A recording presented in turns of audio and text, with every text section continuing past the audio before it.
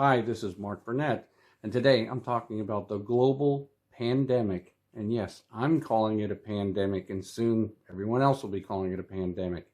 What this whole video is about is actually understanding ahead of time what's happening with COVID-19, the pandemic.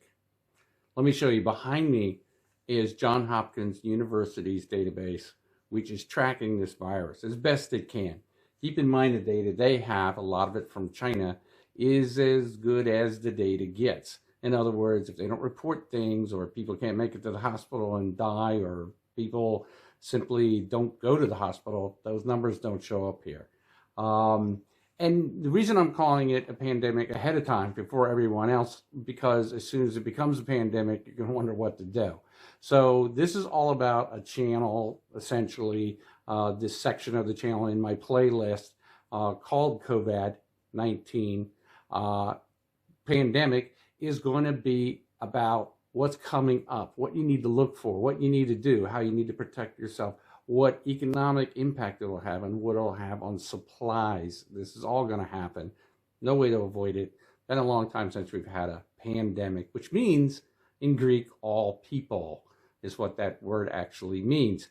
And the reason they don't use it most of the time is because you have epidemics, which are usually regionalized. I might point out that this right here is China, underneath that giant atom bomb looking thing, okay? And that is every place the virus has gone to. And most of these numbers up here in the corner, I'm going to get out of the way here a little bit, most of these numbers up here, such as 79,360 as of the 23rd of February, are actually people that have been confirmed that they have it. That's important because there's a lot of people in China that are in lockdown right now and they're not being counted.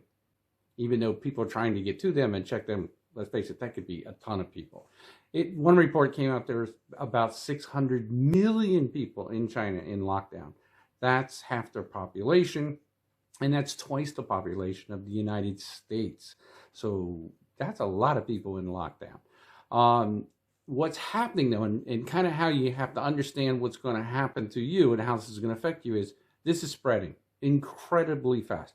A lot faster than just 30 days ago when the head of the CDC and other government agencies, especially in the United States, were saying, nothing to worry about, you need to worry about the flu, that's much worse. And there were some very irresponsible people saying that the SARS epidemic was much worse. I could tell from the numbers even then that that didn't make any sense. It's much worse in the sense that the ratio that people died was 10% of the people who got it perished, died from SARS, okay? So, but the time period was 8 months. There were 8,000 people. Best way to think is keep it in eights. 8 months, 8,000 people got SARS, 800 people died. I'm rounding those numbers up, only by a few amount, to make them easier to understand. So when you think about that at 888 in your head, you go, wow, that's about 100 people a month it killed. This has only been out about 45 days now, I guess. And if you look over here, okay, where I'm pointing right here, okay, that is the number of people this has killed, mainly in China, in about 45 days. So, which is worse? To me, this is infecting more people, and its ratio might turn out to be maybe 2% or 3% of the population that it infects. But there's a couple things going on here that people don't understand. It's not getting to everybody's head that the people that are getting this disease, unlike the common influenza that we normally deal with, okay, the people that are getting this have the ability to get it back again. This has been confirmed in China. They've seen people get it again. Unfortunately, when they get it the second time, they usually die. This is not going well.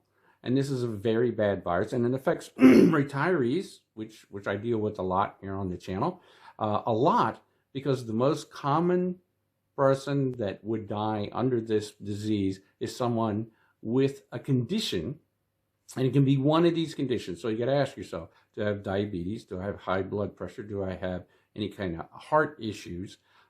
Anything like that.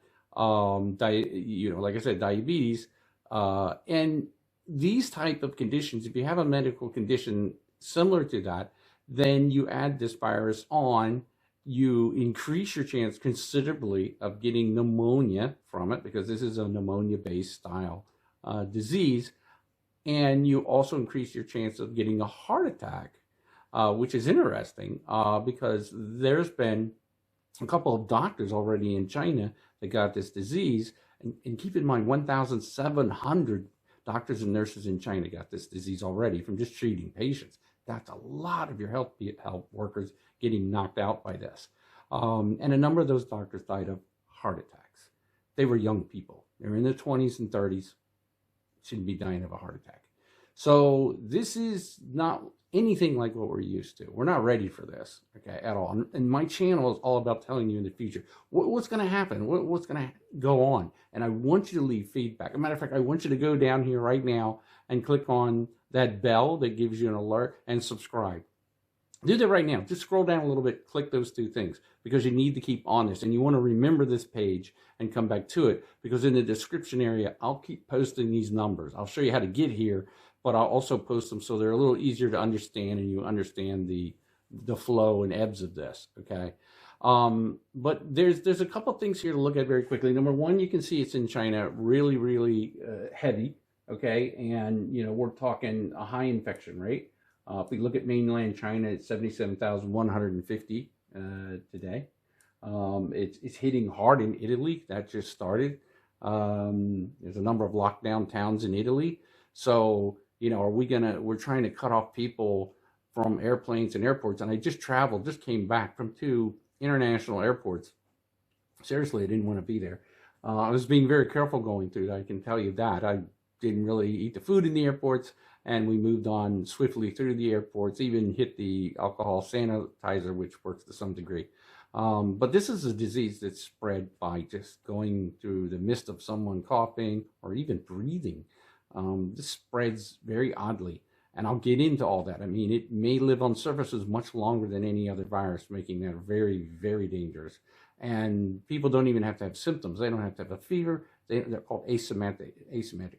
They're not having any type of outgoing kind of problem. They're not coughing. They're not having a lung issue. They're not showing a fever. So they pass right through airport security, obviously not getting caught by any of those type of things, but they're highly infectious, and that's a problem. There just was a thing happened here in France. There was a gentleman that was in Singapore that traveled to France, that went to a ski lodge area or whatever and passed it to a bunch of people there. There have been super spreaders. Super spreaders are people that have a high amount of the virus in their nasal system, their lungs and things like that, and they're spreading that virus out much more in a higher volume. And I'm going to tell you also in other videos why masks don't work. That's not going to help you. That mask you buy down at the hardware store is not going to do anything for you unless you have the virus, and it would help you not spread it to people. And I'll show why that works, okay, and why the mask not going to stop you. People in China are wearing masks all over the place. They're still spreading the disease all over the place. If you go over here to the United States, and if you see these dots, okay, I'm going to bring them up here. You can see a lot in California. A lot of hits have already happened in California. These dots may be hard to see here, okay? But Chicago, Boston, Seattle.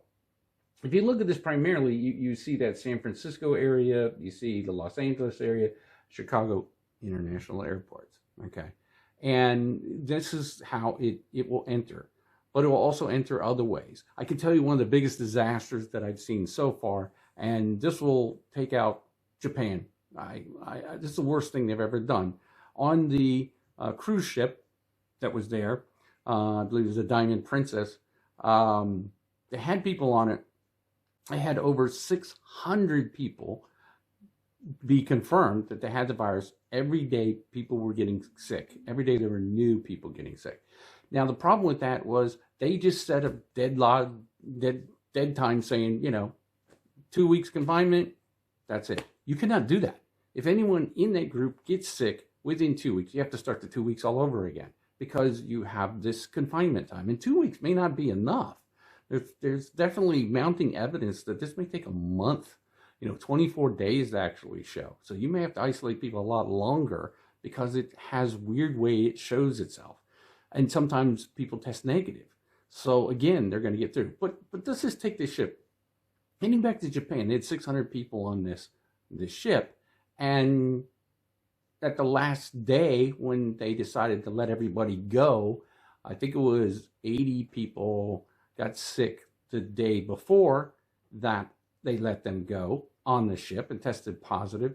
They had 600 people total that got the disease, and they just let the people go. Just let them go out. Now, America did pick up people there. Other countries have picked up people, and they brought them into isolation, which you should be doing again, because again, you can't let them go. If one person gets sick out of the group, then they could have spread it to the others again. So it just is a continuing thing. Then unless you have a control on it, you're going to lose it. And it's already gone. It's done. I'm telling you, it's over. Nobody's doing this right. And Japan's going to pay for it. You're going to see over here, Japan, which is at 147 actual cases within the country right now, I think skyrocket. And I think if they think they're going to have the Olympics in Japan, no, because you can't put a crowd of people together when you have a pandemic going on, and you'll just take them out. I mean, that's all that's going to happen. So the Olympics is questionable for me. You heard it here first. Like I said, you're hearing this. I'm going to tell you what's going to happen. So the Olympics, if they continue to have them, then they may, in fact, infect a ton of people, which are from all over the world. They're going to go back to their countries. Think about that. Every athlete, everything. Bad idea. Okay, so we're going to watch Japan and see what happens. And look at this. South Korea, 763 cases. I got to tell you, that came out of nowhere. That just hit. And all of a sudden, it got really bad, really, really fast. And some of this could be because those countries are keeping a better eye on things that are going on. Certainly in Japan, they should be. But again, I think they messed up to the point where they've already let these people out. They're already going back home. They let Japanese people out in the street. They went to their own buses. They weren't under no confinement. Just, I'm sure they told them, hey, try to stay at home or something. But people don't stay at home. They're human beings. We're going to go to the market, okay? And that's how you spread. The thing is, this is a regular flu.